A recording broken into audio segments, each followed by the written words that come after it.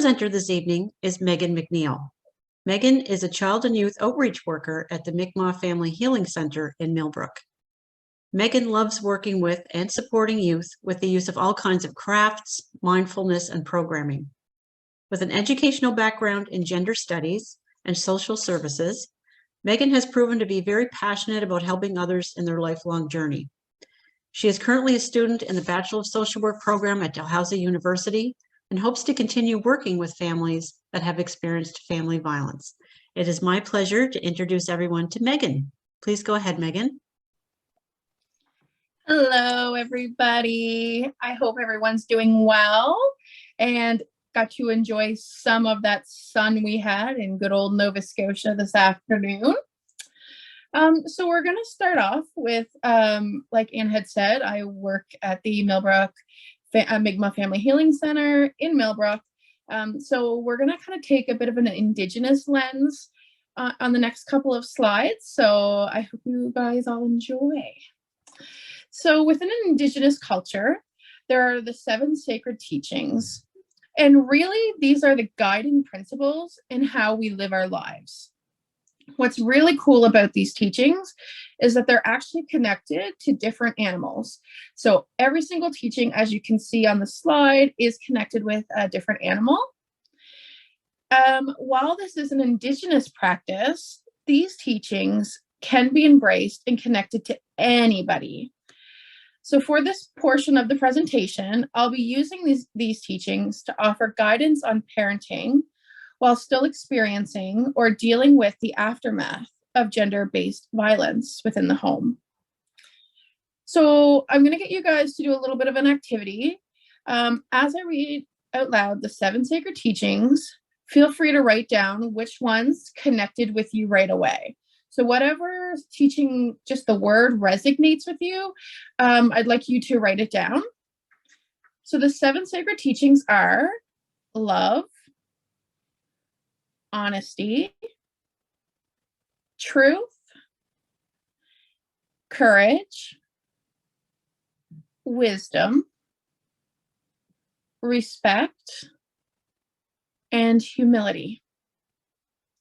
So if you wrote down a teaching or two that resonated with you, have a look at that word and ask yourself, why do you think this teaching stuck out to you? It could be because this was a teaching you're already using in your life, or it could be because this is something to work on, to practice, and to build growth on. So as we walk through this presentation, keep it in the back of your mind. So just keep those words in the back of your mind, and then ask those questions again at the end of the presentation. Wow, is this something that I really need to work on, or is this something that I'm already really embracing? So we can go to the next slide. Perfect, thank you. So before I get started, I did want to go through a couple of reminders. So we may feel that by staying in an unhealthy relationship, we're benefiting the children. However, as Amanda has noted in her presentation, this really is not always the case. A child can feel when there is tension and is very likely to be impacted by experiencing, which is seeing, hearing, feeling, or sensing violence within the home. Violence is not about being just physical. All forms of violence impact a child. Many factors influence a child's reaction to gender-based violence, as well as their ways of coping. Factors include school, friends, family members, and other community organizations. All children are different in their perceptions, coping strategies, emotions, and personalities. These tips and tricks that are going to be provided are very general and not specific to one child. And as Amanda noted, a lot of our programming is very individualized. When I work with clients, you know, it really is about what they're experiencing, what they're going through, what they need help with and support with.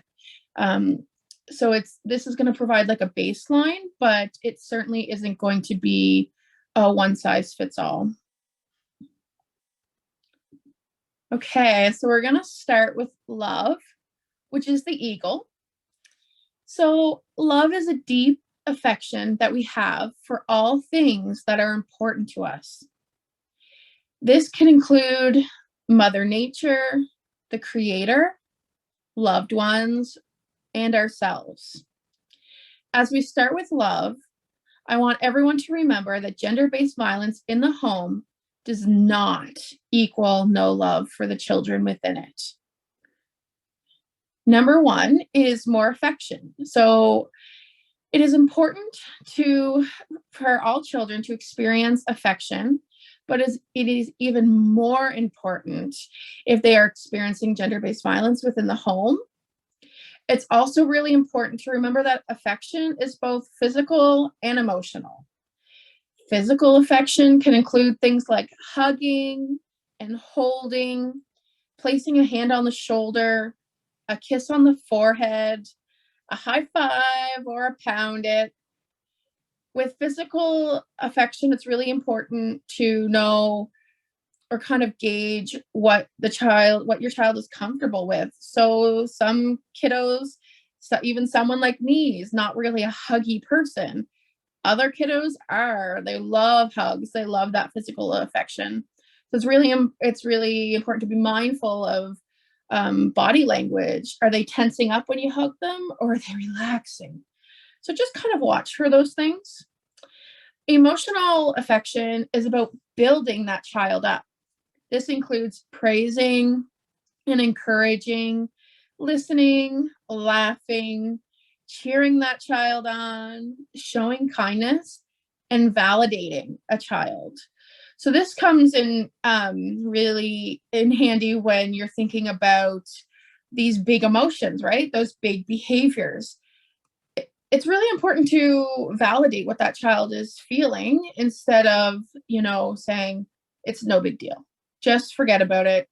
What you're feeling isn't real.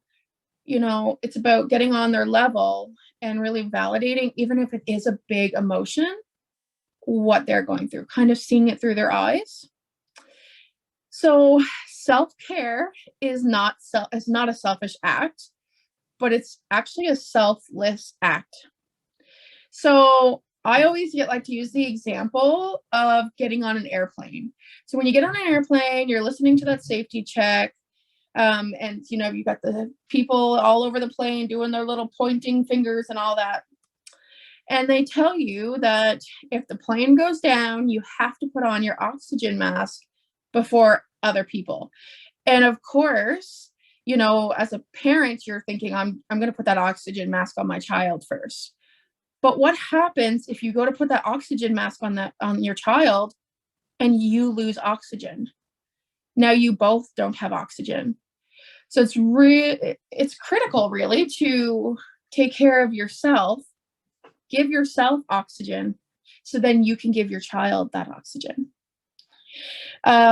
Remember also that children are constantly watching and mimicking what we as parents do, which can be funny and not so funny sometimes. So we want them to see that it's important to take care of ourselves. We want our children to grow up and really practice self-care. The third one is having patience, and this can be really difficult. So having patience is showing love to your child. Witnessing violence in a home can lead to all kinds of those big emotions, those big behaviors. A child may begin to have angry outbursts frequently, and that can be stressful and really overwhelming as a parent. Take a deep breath. Walk away for a minute. Understand that they are struggling too. And build patience. This is not to say that we ignore behaviors entirely or look to modify the behaviors, but it just means having a better understanding of why they're acting a certain way and dealing with it in a way that's both healthy and productive.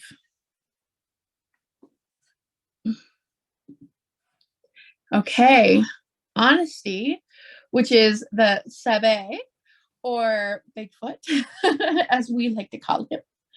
So honesty is speaking and acting truthfully.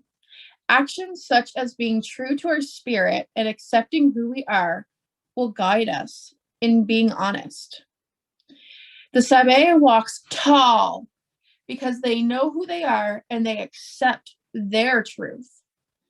This is important when considering the next two tips. Number one, accepting the impact. Accepting the impact on your child due to gender-based violence within the home is not an easy one. However, as Amanda noted earlier, the impact is real and it's there.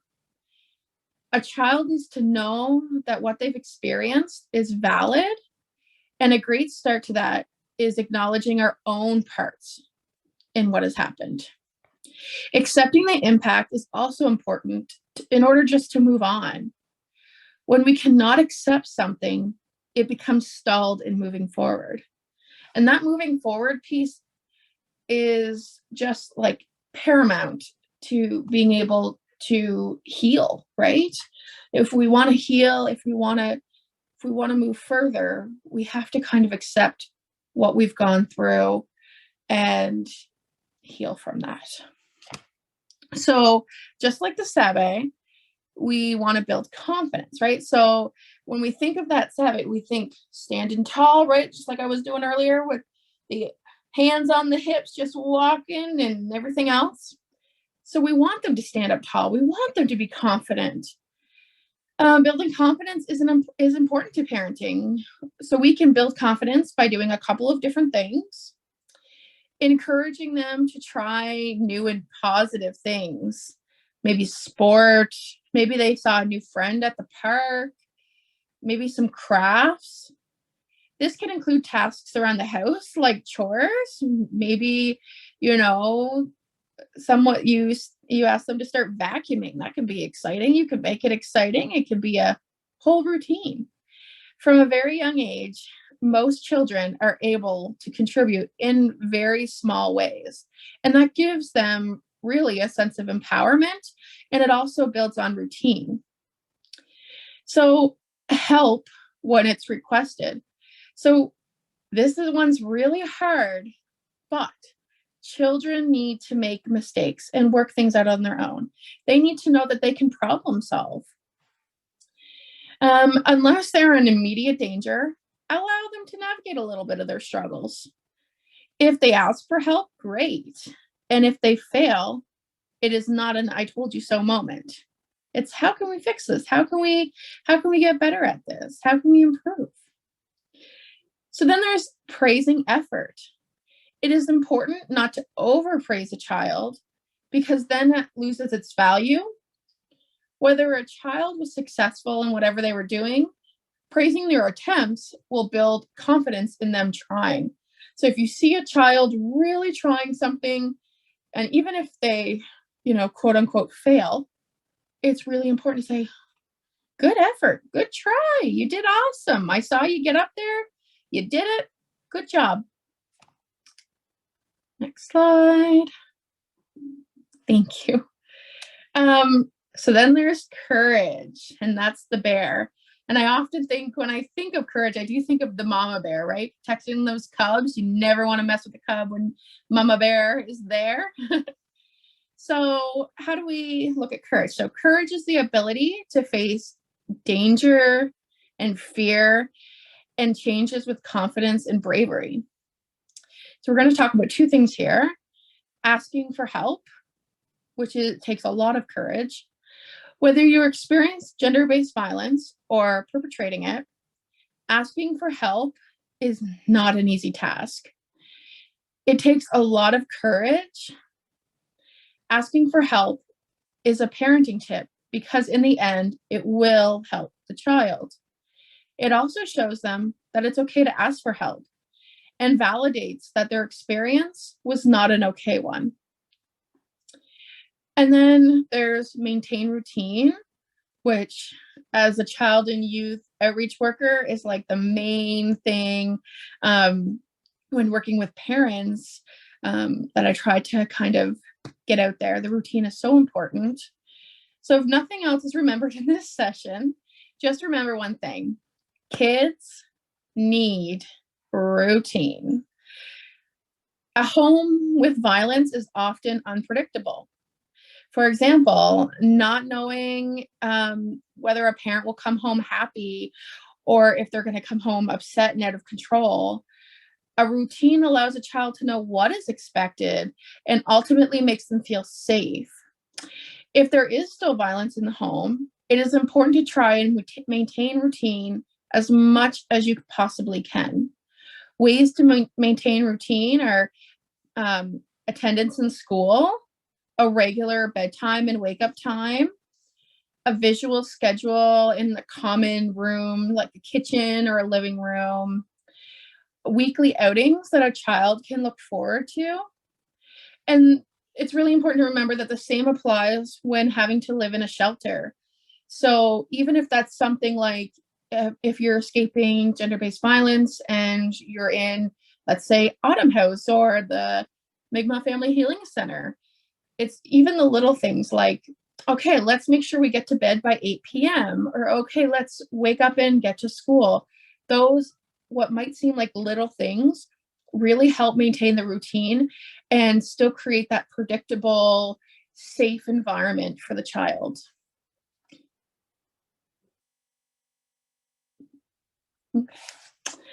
So wisdom, which is the beaver, wisdom is the ability to make decisions based on personal knowledge and experience. Knowledge is information, but wisdom is doing. So part of wisdom is about sharing it with others. This means learning about what gender-based violence is and introducing this topic in an age-appropriate way. Ultimately, this will help a child grow up to help have healthy relationships, to know what those red flags are, and to understand what abuse is and what it may look like. Because sometimes it's even hard. You know, we often have women come in who don't realize that what they've experienced is abuse. And so to have those conversations with your child really lets them know, what am I looking for? So ideas or ways to teach a child would include consent.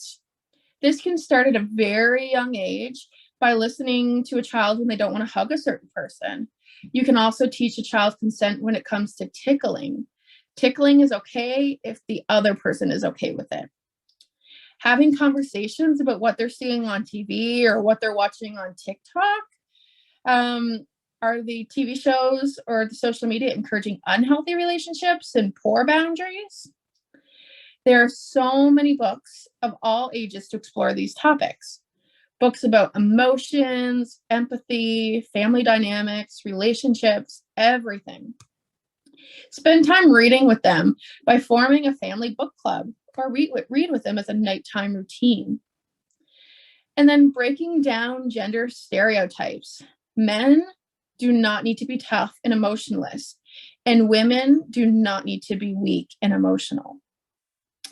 So the other thing to consider is if you are in an abusive relationship, it's important to create a safety plan, especially if you do have children. Oftentimes there's not a lot of time when leaving, which means little time to think or pack or let the children know what's going on. Creating a safety plan allows you more time to think about what will be the safest for you, but also the children. The really cool thing is that you can do a safety plan with your children. There are tons of resources online, but some information to include would be, who do you call on an emergency? Who are the trusted people in your community? What's a code word that can be used when leaving the house?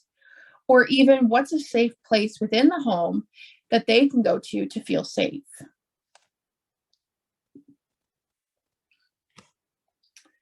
Okay, respect, which is the buffalo. So respect is treating people, places, and things in a way that shows you honor and you care for them. Many people do not know there's a difference between discipline and punishment.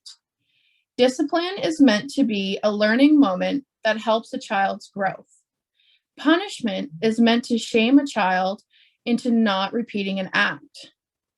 Examples of punishment include physical pain, so this can be hitting, slapping, spanking, threats, Next time, I'm going to slap the stupid out of you. Or degrading comments. Why can't you clean the kitchen right? Are you stupid?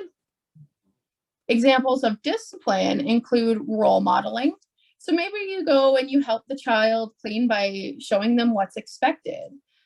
Natural consequences. So not going to sleep until really late means not being able to fully participate in school activities because they're tired. So maybe they couldn't hang out with their friends at lunch because they were just so exhausted. So then they'll start to learn, maybe I should get my 8 hours of sleep. And gets a child thinking about that future behavior. So staying up past curfew by 10 minutes so that the child's next night's curfew is reduced by that time. So if I stay out late, that means I have to come in even earlier the next day. So they'll start thinking about it. And then respecting a child also means understanding that they are in a healing process.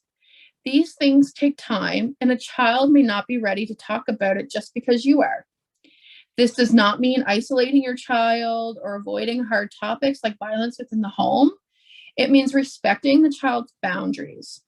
Examples of giving time for healing include reminding your child that you're here if they ever need to talk, asking if they would like to talk to another trusted adult, like a guidance counselor, or letting them at least know it's an option.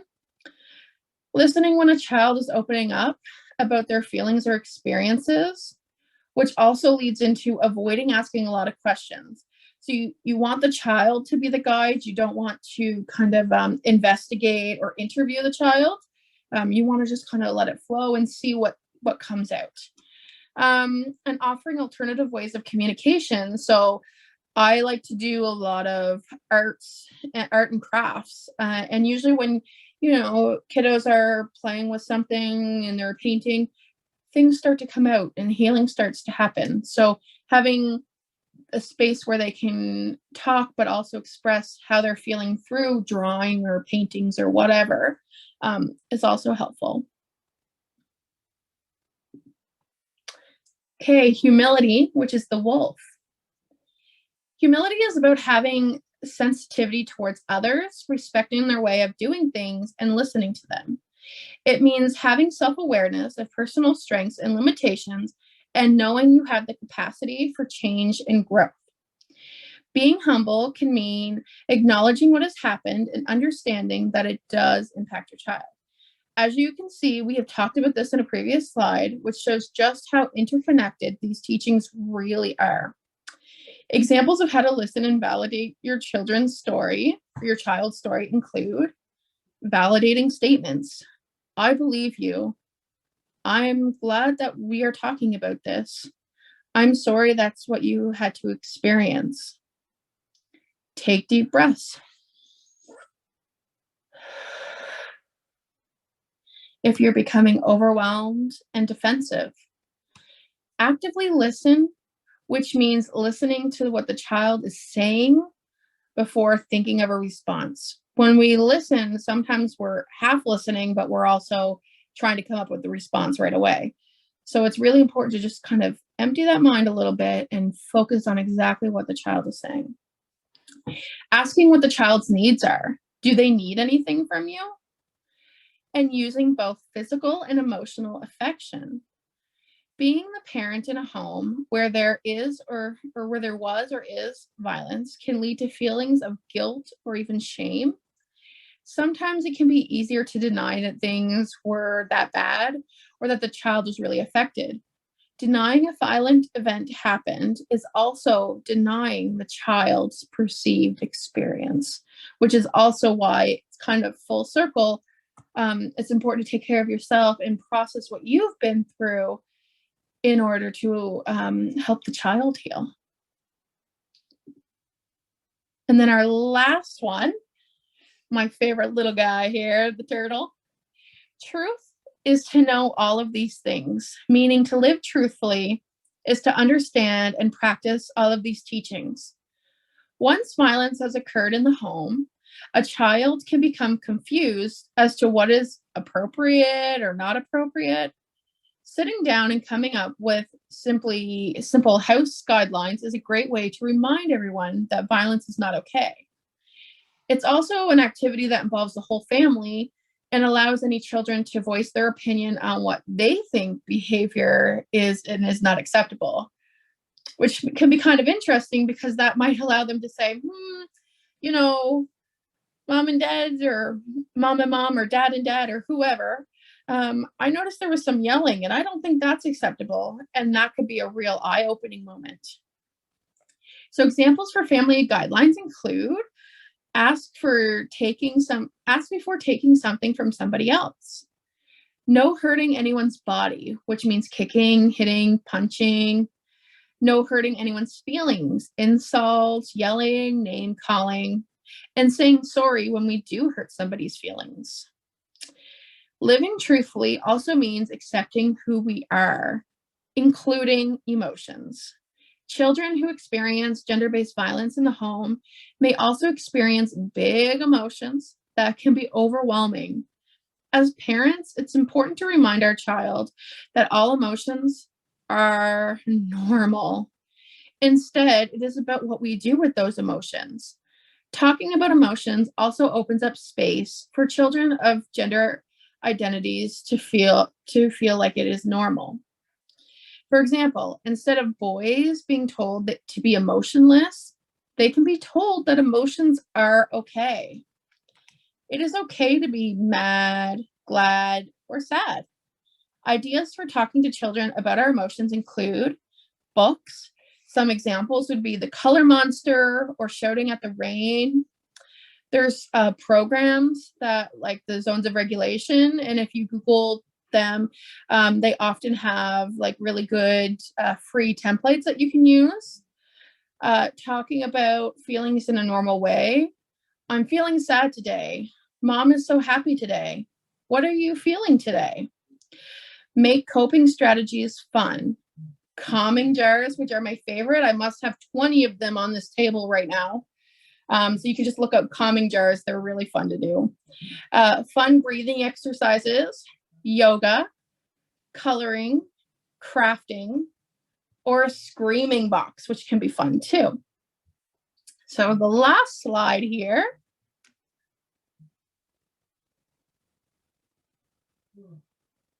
Oh, we can go to the next slide. Oh, perfect. Thank you. So to finish things off, I want to end with one of my favorite things in the world, and probably why I love my job as a child and youth outreach worker, which is Walt Disney World. I think this picture really resonates with these past few slides. Not all hope is lost. As a parent, there are plenty of things you can do with a child who has experienced gender-based violence in the home. Today, we decided not to run from this violence, but to instead learn what we can do. Thank you guys for tuning into my little section here. All right. Thank you, Megan, so much. That was wonderful. We really appreciated your very thought-provoking presentation and providing all of us with such an informative and culturally relevant discussion on parenting tips, tools, and strategies that families experiencing gender-based violence can certainly benefit from. Thank you.